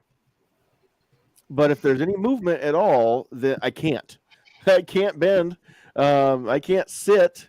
I can't do anything but stand still with it. Otherwise, it moves around and hurts me in squishy parts of my stomach that I don't want hurt in. So this actually carries so low that it's not even a thing. I've forgotten that. I might have to check one of those out because I've seen the videos of those guys, and the dudes on the videos are built about like I am. So Black Diamond Guns in gear. I even put out my own. I even put out my own video here a couple years ago with back then it was Nate Squared, now it's Nate Tactical. Because who bought those? Was it Crossbreed? Crossbreed brought them, yeah. Yeah, so two guys named Nate started the company, hence the Nate Squared. Nate and Nate, good guys. Very comfortable. And then my alien gear, I talked about those two, and you can go search that on my YouTube channel there. Holsters for fat guys. But I love those two. They're the most comfortable ones I own. And in it, the differences between them, I explain why I wear one more than the other in the video. I won't give the spoilers. You got to go watch it. But yeah, they're good stuff. That I need to check out that fat guy holster because I've seen the video, and I'm not saying I'm opposed to appendix carry. I don't do it because I'm afraid of shooting off parts of my anatomy that some people are afraid of. That's why they don't do it. And if you don't want to do it, don't do it. I mean, fine. You don't have to justify why you don't carry in a specific position. It's your body, your choice, right? But if I could do it comfortably, I would do it. I just have never found a comfortable way to do it. So maybe I need to get like an LCP2, something like that. That's tiny little gun that I can. If that was the case, it's going in a pocket. So never mind. Yeah. Pocket holsters also a legitimate way to carry. Again, don't just put a bare gun in your pocket. Pants pocket, coat pocket, pocket of a purse or backpack. Don't do it. Cargo pants pocket. Don't just throw a little gun in your cargo pants pocket and go about your day. Please, at least put a holster on that's going to cover the trigger guard. Even if it's one of those little Mick holsters that you've got, tied off to something, but at least the trigger is not accessible. You are a threat to everybody around you if you do. Yes. Yeah. I mean, we can't have bare triggers. And here's another thing. If it's in a pocket, whether it's a purse, pants, shorts, coat, whatever it is, nothing else in that pocket. Only the firearm, nothing else. There should never be anything in that pocket but the gun, the holster in your hand. And your hand shouldn't be in there unless you need it to be. Because that just leads to fiddling. Right? It leads to fiddling. It does. It looks weird. Then you're a fiddler. I fiddle with stuff. I'm always sitting here fiddling with stuff on my desk because I'm doing this. I was told to keep this PG. I don't work for CNN. I'm not fiddling with that. No, I try to put out good information, and I cannot be bought. Well, I probably could be bought, but I've not been bought. So I'm nothing like CNN's reporters. And plus, this isn't a Zoom call. This is an actual. This is going out to the masses. So anyway, if you know, you know. But yeah, pocket holster. Just make sure that trigger is not exposed, because again, even if there's nothing else in that pocket, but something gets pressed up, you're bumping up against stuff, whatever, that trigger gets touched. yeah, there's no way to guarantee how that firearm's even oriented. You don't know what direction it's going to be pointing. You go to grab for it, and the first thing that you hit could be the trigger as you grasp it, even as you're or trying to, shuffle it around and reposition in your pocket to get the right grip on it. So another thing that a good quality pocket holster is going to do is keep it oriented in the correct position, so that when you do have to reach for that firearm, you're getting the grip and you get the right grip right away, right? So these are all things to think about. If you can pocket carry and you're comfortable doing it, cool. And if not, again, don't do it. Whatever, it's your call. But this is just to give people kind of a basis to start with, as far as things to know when you're new and you're just getting into this stuff. So, Well, and don't assume you're just going to have one holster either. oh right, My main carry gun is an HK VP9, right? I have 4 holsters just for that gun. I have inside the waistband, outside the waistband. I have one for range use that's a little more of a drop leg. I mean, if you carry, even if you just have the one gun, there's going to be times you don't change just your dress, but you want a different holster. Yeah. Well, and there's different times a year are going to make a difference as far as how you carry too, right? I mean, wintertime, if you're wearing a heavier coat and stuff, thicker coat, you can hide a little bit bigger, a little more bulky firearm under that. So summertime coming on, lighter clothing, shorts, t-shirts, you've got to be able to still conceal that. We're not going to get that much into it because I just realized what time it was, and Tony, thanks for the reminder. Thought we wouldn't notice. We did.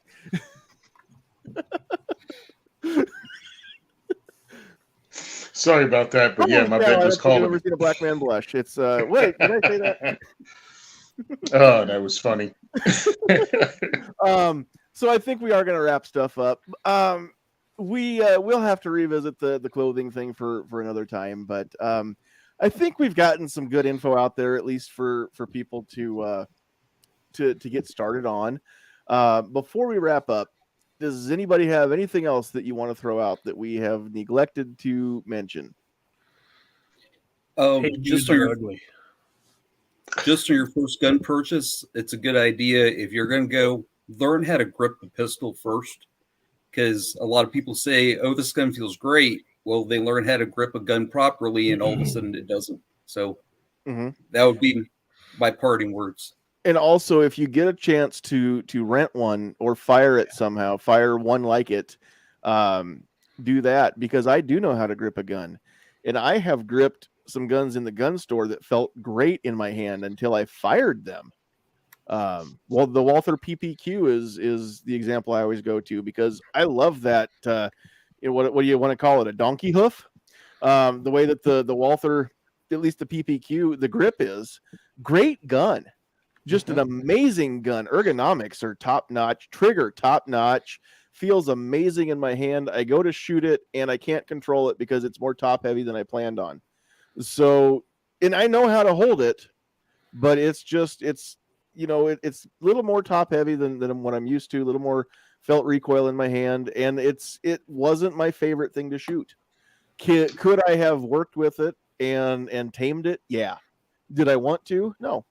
Didn't want to.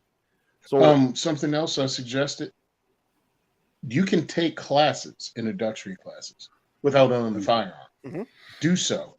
That way, you have not made that financial commitment to the handgun. Yep. But you've had handguns that you shot in a class environment, and you didn't have to unlearn anything. Like, you learned how to grip a firearm in a handgun class. So. Yeah. And also, when you're in that class, you get to talk to other students that own other things, and you get to ask the same questions. Yeah. Why do you have that? Can I shoot yours? That kind of thing. So you get more experience. Now, it doesn't have to be a big class, because I know a lot of people are shy. Just like Ed said, they think they need training to get training because they don't want to embarrass themselves. Don't worry about it. No one is going to make fun of you in that class. So take the class. There was a day that Defense Dad had never fired a gun in his life. There was that day, right? There was a day that Edward had never fired a gun. There was a day that Tony wasn't a Marine and had never fired a gun. There was a you grew up firing. Never mind. There was a day though that you had never fired one. Yeah, it was there like was 4. There was a day that Travis had never fired a gun. There was a day that I had never fired a gun. We all learned this stuff, right? But we all had to learn it. None of us were born just knowing this stuff. The only exceptions I can think of would be Mas Ayub and maybe Jeff Cooper. The only two guys I can think of that just were naturally knew this stuff and didn't have to learn it. But all joking aside, everybody had to learn. Everybody had to be taught. And there's no shame in taking that first step of the journey. There's no shame in letting somebody know that it's your first step on the journey. That's where it comes to finding somebody that is recommended, is well liked, well respected, well reviewed. Find those instructors, and again, if you don't know where to find an instructor, I'm going to say USCCA because you can find me on that website. But go to uscca.com. There's a link to find an instructor. You can put in your zip code, your state, whatever you want, and they're going to give you a list of instructors in your area. Or if you know somebody that doesn't live near you, you can look in their area and point them to some people, and you can get the contact info right off of that link then. So yeah, go check it out. I know there are other websites that are out there that are just as good, but I know that one, and I'm gonna recommend it. So yeah, just USCCA. It's U.S. Concealed Carry Association. USCCA.com is a great place to start to find an instructor. And the other reason I'm going to recommend it is because I've been through the training. I guarantee you that the quality of training that the instructors on that list have gotten is high quality. I'm not talking about training as far as just this is how you grip a gun and this is how you fire the shot. These people have been trained how to train you.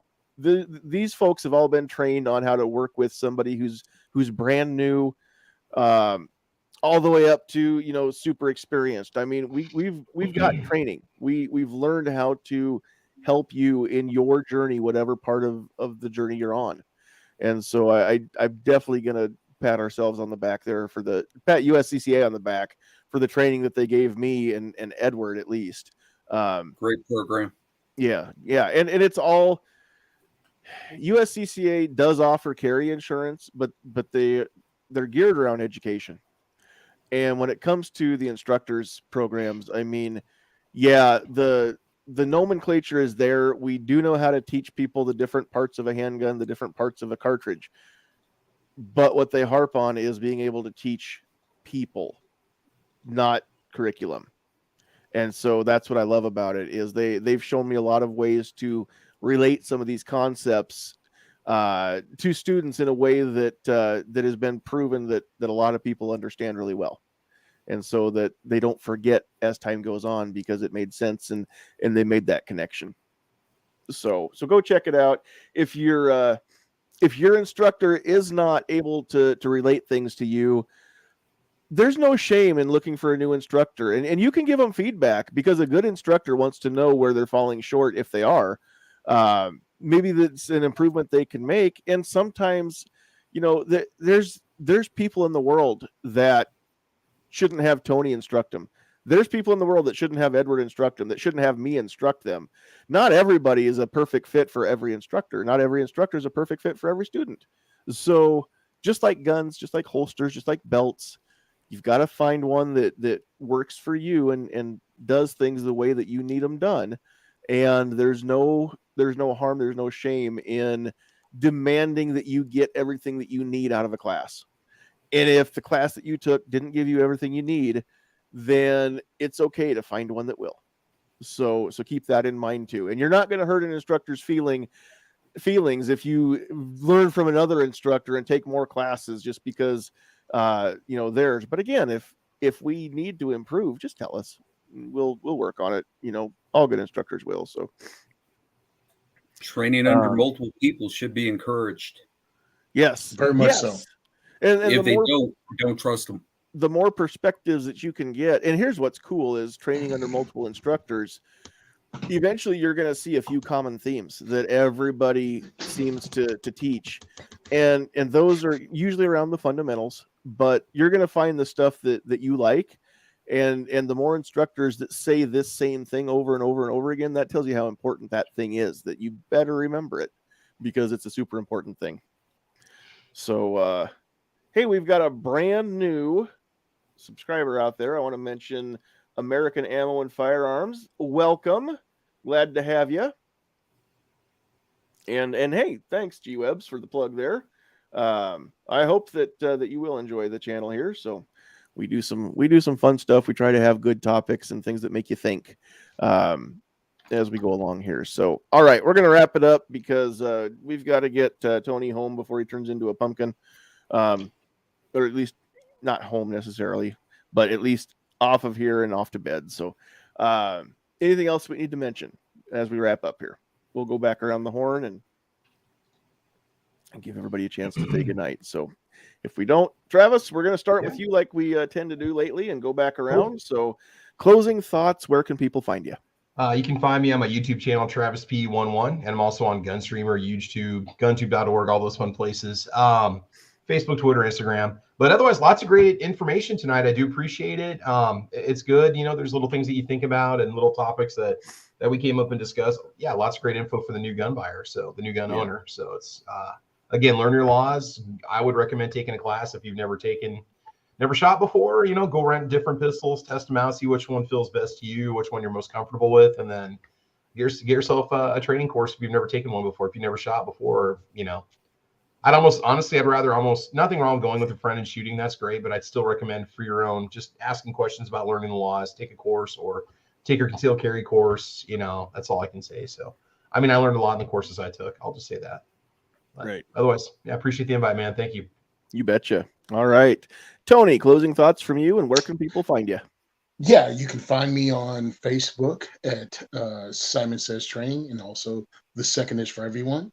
You can go to my website, diversityshoot.com, where you can find links to everything that I do, including ways to donate to our mission, which is to grow the firearms community. You can also find me on IG at Simon Says Training.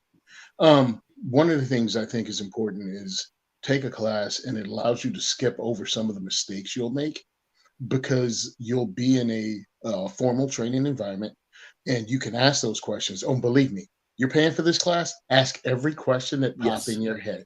Every one of them. There is nothing stupid except the thing you didn't ask that you should have. So take classes. And again, you'll probably get to shoot different kinds of firearms. So now you have an idea what you want, and it'll prevent some of the mistakes and some of the purchases you may buy later on if you didn't take that class first. What else? Oh, and this is something we don't tell enough people, especially as firearms instructors, because we think their plate is full. This is a right, and we have to fight for it. Join a local group, join a local Second Amendment group. And the reason I say local is so you can go to the meetings and know who you're talking to, know what you're dealing with, know what their positions are. Like I like the NRA, but the NRA has done some questionable stuff. So I'd rather you join a local group and have your money go locally to the fight for your rights. So please do that, because the time between my first gun purchase and when I start fighting for my rights is a 20-year gap. We can't afford that. We need you in the fight right now. So get education on your firearm and get education on your rights and how to maintain them. That's right, because if you don't use them, you're going to lose them. And your rights are like your hearing. If you don't protect them, you're going to lose them too. So good stuff. What is it? Walker's always says on their ads, protect it or lose it. So same thing with your freedom, protect it or lose it. Tony, thanks for being here. I miss you. I'm glad you're back. Thanks. So we should not wait so long next time to invite you in. All right, Edward, any closing thoughts from you, and then where can people find you? Well, just definitely, even before I started my company, when I just was an enthusiast, I was a training junkie. I took so many classes that I went back and took even a couple that I had taken before and got stuff out of them. So definitely train some more. You can never get too much. Not only in firearms, but also in first aid, stop the bleed. A lot of local hospitals offer that stuff for free, and you'll use those skills more than you're going to use your gun. Absolutely. As far as where you can find me, My website is paragonft.com. And if anybody's in the Fairfax area, I'd love to have you as a student. Thank you for having me today. Yeah, thanks for volunteering to come help me out and talk about some of this stuff. I appreciate it. So, all right, Defense Dad, you get to bat cleanup. I think it's a good show. If any of you are new gun owners, if any of you are new gun owners, whether you're watching live or in the replay, welcome to one of the most overwhelmingly welcoming communities you can probably be part of. It really surprised me when I got into it. So I think that's a real positive note. As far as where you can find me, I have a channel on YouTube called Defense Dad. My channel primarily is geared towards new gun owners, people new to it, and then you can learn from the mistakes that I've spent money on and decided I didn't like the products. And I review a lot of budget, inexpensive stuff. I do kind of have some expensive stuff, but that's what it's geared to. You can also check me out on Instagram at DefenseDad1, and that's about it. Thanks for being here. Appreciate your input as always. And yeah, you know where to find me because you're here. So I don't say this enough. Everything that we upload to YouTube does make its way to Gunstreamer as well, usually within a day or two. So everything's backed up there. All of it's on Gunstreamer in case YouTube ever kicks us off. My stuff is safe. Thank you, Gunstreamer, for doing that. And I download these episodes and then post them up on the podcasting platforms. So any place that you get your podcasts, you should be able to find the Get Off My Lawn podcast. Cool thing is, on Spotify, you could even watch it. I think it's an Android only thing. My coworker with an iPhone can't watch them. He can only listen. But if you have an Android phone, then you can watch these videos. They're not live. They're a week old by the time they're posted on Spotify. But Google Podcasts, Apple Podcast, iHeartRadio, TuneIn, Audible, all of them, all the podcast places, all the popular things, Anchor, we're on all of them. And you can go find them, share those. If you can't watch live, you'd rather download the audio and listen when you're driving or working out or whatever and do it that way. That's cool. That's what it's there for. But we love it when you're here live. We love interacting with you. We love these comments, even if they are, where'd that go to? Where was that dumb comment that I can't believe somebody actually, there it is. The only shame in 9mm. I don't know who this gun websites guy is or who he thinks he is, but just because it's not 40 doesn't mean it's not good. Just saying. It's just not as good. That's right. Sometimes small and fast is almost as good as short, fat, and slow. So from what I've been told, I don't know. I've only ever been short, fat, and slow. And Clovertac had a good one. I got to throw this one up here too. So pound for pound, biggest pumpkin in the pack.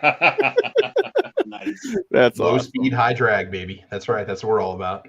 All right. And G-Webs apparently is throwing a picnic out on the lawn. So I'm going to have to come out later and throw everybody off. And I mean, you know what I'm going to say when the time comes. I'll come. You guys can be all like, is he going to do it? Is he going to do it? And I'll be like, get off my lawn. And everybody's going to be like, he did it. So before you say get off my lawn, I forgot one thing if I could. What's up? Uh-oh. I just want to plug the YouTuber Range Day that Travis and I have going on in June. Yeah. We've sent the invite out to a lot of people. Ideally, we need RSVPs back by the end of this month so we know how many people so we can maintain the range. But it's open to pretty much YouTubers have gun channels, want to meet up and be able to film and do all sorts of things. We got a range lined up. Either hit Travis up or hit me up at defensedad1@gmail.com. But yeah, we need to have some RSVPs so we can kind of have a head count for the range. Heck yeah. All right.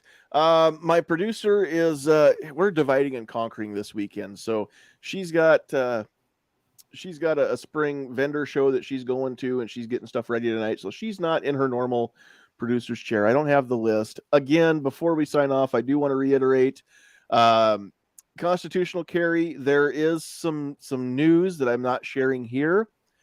It'll be more publicly available next week. Go sign up and become a subscriber for Nebraska Firearms Owners Association YouTube channel and on Facebook, because the live town hall meeting will be next week, Wednesday night, 7:30 p.m. Central Time, where we will talk about what's going on with constitutional carry here in the state and what changes are being made there, or what progress, I should say, is being made there, and what we need people to do. If you are near Norfolk, Nebraska this weekend, go to the Norfolk Gun Show at Divots and meet me out there. I'll be at or near the NFOA table out there. Ask me about spoilers and I will share some with you. Maybe not all the info, but I will tell you what's up at the very least. It's not going to be like, oh, he only said what we already knew, that it's in the works. No, I'll tell you details. I'll give you some juicy stuff, but I'm not doing it here because I can't yet. And I probably shouldn't this weekend either, but it's not going out over the interwebs. So I'm going to ask you to keep it a little bit on the DL yourselves as I tell you, but come up and see me, say hi. We can, talk about what the next stage is and what we need people to do here. So that's the best I'm going to give you for now, but you can tune in with NFOA President Trish Harold and me Wednesday night at 7:30 Central Time. And then also, if you're a Nebraskan and you're not a member, go to nebraskafirearms.org and join up. It's free. And every now and then we do something cool, like fly Tony out to Nebraska for a diversity shoot. And we don't have more stuff planned yet, but we're going to be planning this year's stuff soon. So I don't know that we're going to get Tony back, but we're going to plan some fun stuff. And you're welcome, though. Even if we don't fly you here, you're welcome to come. So with all that said, we're going to call it a night. Thank you so much for joining us. Thank you, those of you that tuned in early, that tuned in late. American Ammo and Firearms, thanks for becoming a new subscriber. We appreciate that. Go find us on Facebook as well, if you would, and go check that out. Check out Nebraska Firearms Owners Association, nebraskafirearms.org. Facebook and YouTube there, and we're working on getting back onto the Twitter and the Insta tweets or whatever we got. All those we're working on getting those up and running too here soon. The director of media needs to find more hours in his day to do some of this stuff. That's half of what's going on. On behalf of Travis, Tony, Edward, Defense Dad, and myself, thanks for being here. Catch us maybe next week, maybe not. Some of the spoilers, probably no show next week. Catch us in 2 weeks. I may not be available next week because I'm going to have to do a thing. Tell you more about that thing as time goes on. But plan on us in 2 weeks. And 2 weeks from now, I don't know what's going to happen. It's got to be epic, though, because 2 weeks from now is March 17th. If you're Irish, you already know what that means. If you're not, we have a leprechaun out in the chat. Clover's already out there. We should get Clover in here with us and just skip his show. Not only is it St. Paddy's Day, it is it should be episode 100. If I skip next week, it's going to be episode 99. Oh, man. Now I got a conundrum. Episode 100 is coming soon, and we're going to do something epic for that. Even if it's not St. Paddy's Day, we're gonna have some fun stuff. So if you know where my lawn is, apparently G-Webs is setting up the fire now. You can go hang out until I come out and kick everybody off. But when that time comes, you know what I'm gonna say. It's that time of night. Get off my lawn.